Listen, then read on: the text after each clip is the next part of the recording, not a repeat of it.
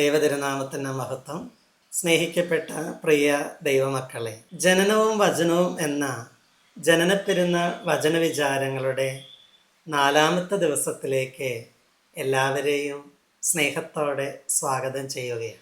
ചില തലവാചകങ്ങൾ കണ്ടാൽ മനുഷ്യർ തലതിരിഞ്ഞു പോകും. എന്നാൽ മറ്റ് ചില തലവാചകങ്ങൾ തിരക്കിട്ട് പോകുന്നവർ പോലും തിരിഞ്ഞു വന്ന് അതെന്താണെന്ന് അറിയാൻ മനസ്സ് കാണിക്കുകയും ചെയ്യും. അത്തരത്തിൽ ഒരു പുസ്തകം, ഒരു കവിതാ സമാഹാരം പേരുകൊണ്ട് മനസ്സിനെ വല്ലാതെ സ്വാധീനിക്കുകയുണ്ടായി. വയനാട്ടുകാരനായ ജോയ് ഐക്കരക്കൊടി എഴുതിയ ഒരു പുസ്തകത്തിൻ്റെ പേരാണ് വാക്ക് വറ്റിയ വീട്. വെള്ളം വറ്റിയ കിണറെന്ന് കേട്ടിട്ടുണ്ട്, പക്ഷേ ആദ്യമായിട്ടാണ് വാക്ക് വറ്റിയ വീട് എന്നൊരു പേര് കേൾക്കുന്നത്. ആ പേര് തന്നെ എന്തുമാത്രം ആഴമായ ചിന്തയ്ക്ക് കാരണമാകണ്ട്. നമ്മുടെയൊക്കെ വീടുകളിൽ ഇന്ന് വറ്റിപ്പോകുന്നത് വാസ്തവത്തിൽ നമ്മുടെ വാക്കുകളല്ലേ.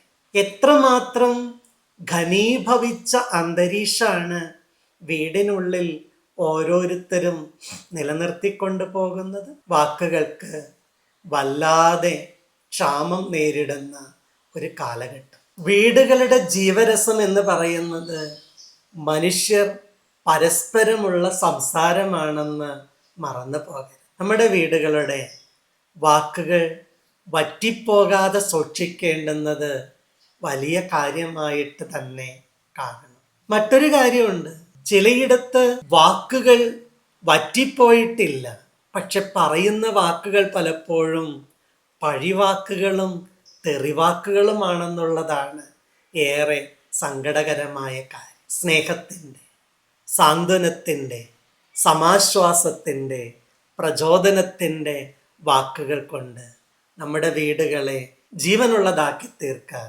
ഈ ക്രിസ്മസ് കാലം നമ്മെ സഹായിക്കട്ടെ. എല്ലാവർക്കും ക്രിസ്മസിൻ്റെ മംഗളങ്ങളും ആശംസകളും ഏറ്റവും സ്നേഹത്തോടെ നേരുന്നു. ദൈവം അനുഗ്രഹിക്കും.